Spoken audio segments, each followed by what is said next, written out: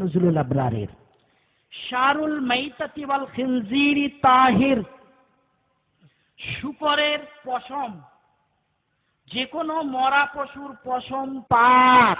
ধরে বলুন নাউযুবিল্লাহ। কাজাল কাজাল কালবু ওয়ারিকুহু, কুকুর এবং কুকুরের মুখের লালা পাক। বলছেন ইন্দাল মুহাক্কিকিন মিন আসহাবিনা, আমাদের আহলে হাদিস সাথীদের ভিতরে যারা মুহাক্কিক, যারা দারুণ পর্যায়ের গবেষণা করতে পারেন, তাদেরই এটা মত। ফায়ুবাউ, কুকুর বিক্রি করা যায়, ওয়ায়ুজারু, ভাড়ায় দেওয়া যায়, ওয়ায়ুজমানু, বন্ধক রাখা যায়, ওয়ায়ুত্তাখাযু জিলদুহু মুসাল্লান ওয়া ডালবান, কুকুরের চামড়ার জায়নামাজ বানানো জায়েজ। ধরে বলুন নাউযুবিল্লাহ। এত বড় বড় কথা, এরা জানে না জঙ্গলে বাঘ আছে, শিয়াল হক্কা হওয়া শুরু করেছে। জেগে উঠুন।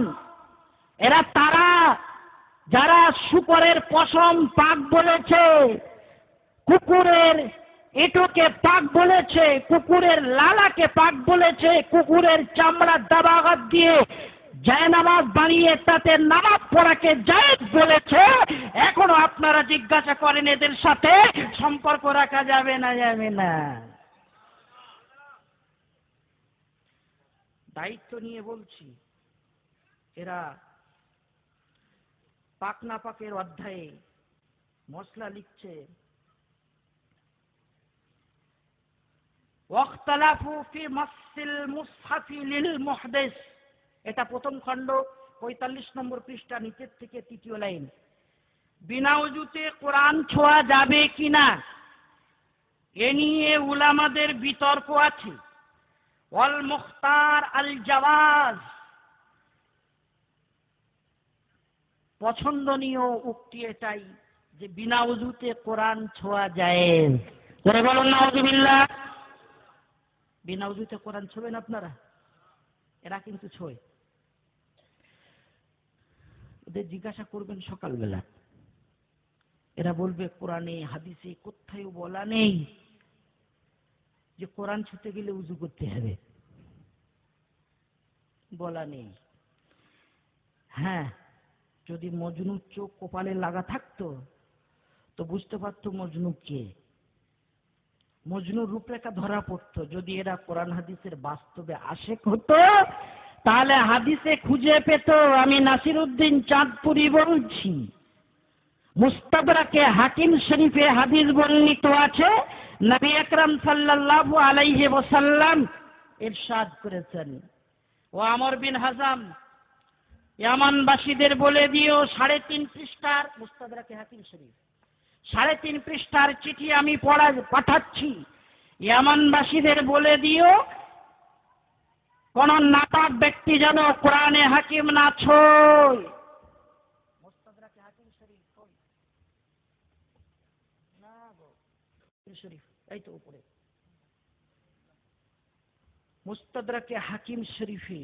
এটা মুস্তাদরাকে হাকিম শরীফ, এর বাংলা অনুবাদ নেই। এরা বুখারীর ভিতরেই গড়ে।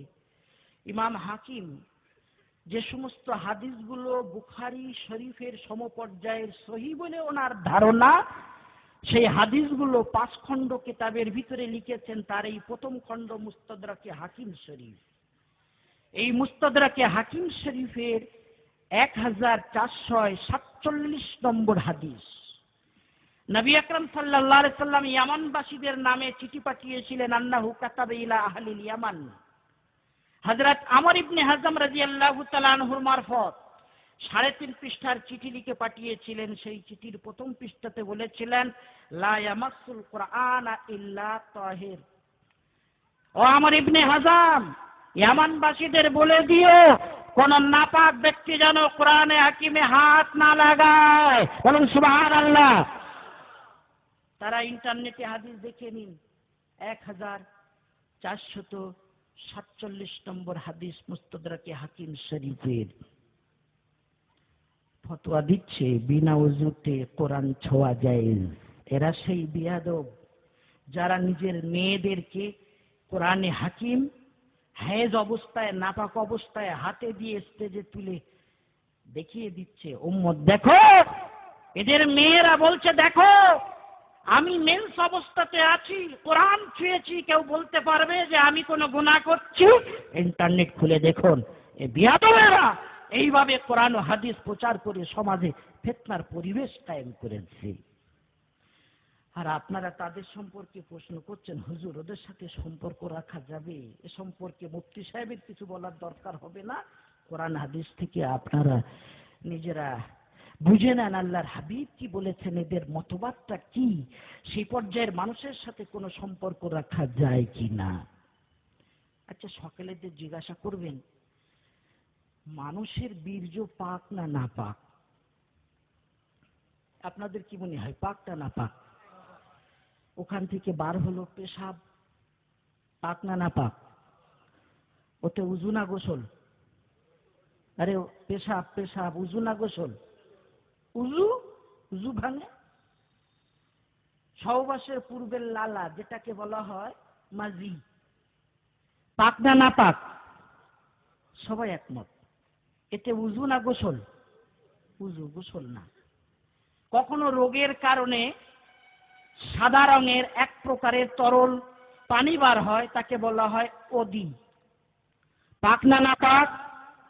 ওতে গোসল না উযু? উযু। এই 3 প্রকারের তরল পানি যাতে উযুতে কাজ চলছে, সবাই বলে না পাক, ওরাও বলে না পাক। এবারে বড় ভাইয়ের পালা, বীর্য পাক না না পাক? এরা বলছে আল মানিয়্যু তাহির, বীর্য পাক। বলেন নাউযুবিল্লাহ। এটা নুজুলুল আবরার 49 নম্বর পৃষ্ঠা। সাওয়াউন কানা রাতাবান আও ইয়াবিসান, চাই সেটা শুকনো হোক ভিজে হোক, গোসলুহু আজকা, ধুয়ে নিলে ভালো হয়, ও আওলা উত্তম, না ধুলে অসুবিধা নেই। বলুন নাউযুবিল্লাহ। এই মুফতি সাহেবদের বাড়ি কোথায়? বীর্যকে পাক করে দিলে শরবত বানিয়ে নিয়েছে। ওয়াকাযালিকা দাম, রক্ত পাক, গায়রু দামিল হায়েজ, মেন্সের রক্তটা বাদ দিয়ে। ওয়াকাযালিকাল খামার, মদ পাক। ধরে বলুন নাউযুবিল্লাহ। আল্লাহ বলছেন ইন্নামাল খামার ওয়াল মাইসির ওয়াল আনসাব ওয়াল আজলাম রিজসুম মিন আমালিশ শাইতান, রিজসুন, নাপাক। কোরআন বলে নাপাক, এরা বলছে ওয়াল খামরু তাহির, মদ পাক। বললেন বাউলু মা ইউকালু লাহমুহু, যে সমস্ত পশুর গোশত খাওয়া হয়, যেমন গরু মহিষ। ওয়া মা লা ইউকালু, আর যেসব পশুর গোশত খাওয়া হয় না, যেমন বাঘ ভাল্লুক। লাহমুহু মিনাল হাইওয়ানাত, এসব পশুর পেশাব পাক। যেসব পশুর গোশত খাওয়া হয় আর যেসব পশুর গোশত খাওয়া হয় না, সব পশুর পেশাব পাক। শেষে বলতে যে বলছেন ওয়াখতালাফু ফি লুআবিল কালবি ওয়াল খিনজির, কুকুর এবং শূকরের লালা নিয়ে দ্বিমত আছে। ওয়াসুরিহিমা, এবং যদি কোনো পাত্রে এরা মুখ দেয় তো এদের এটোতে দ্বিমত আছে পাক না না পাক। ওয়াল আরজা তাহারাতুহু, উত্তম রায় এটাই যে সব পাক।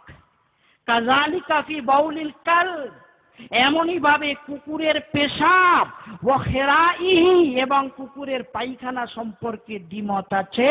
ওয়াল হক আন্নাহু লা দালিল আলান নাজাসা, হক কথা হলো এসব নাপাক হওয়ার কোনো দলিল কোরআন হাদিসে নেই। বলুন নাউযুবিল্লাহ। ইমাম আবু হানিফাকে ছেড়েছেন, বীর্যকে পাক বলেছেন। ইমাম আবু হানিফাকে ছেড়েছেন, পশুর পেশাবকে পাক বলেছেন।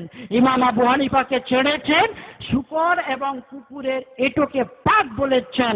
ইমাম আবু হানিফাকে ছেড়েছেন, কুকুরের পেশাব পায়খানাকে আমি হুকুমত সাধনায় আমার শাহাদাত জীবনের কামনায়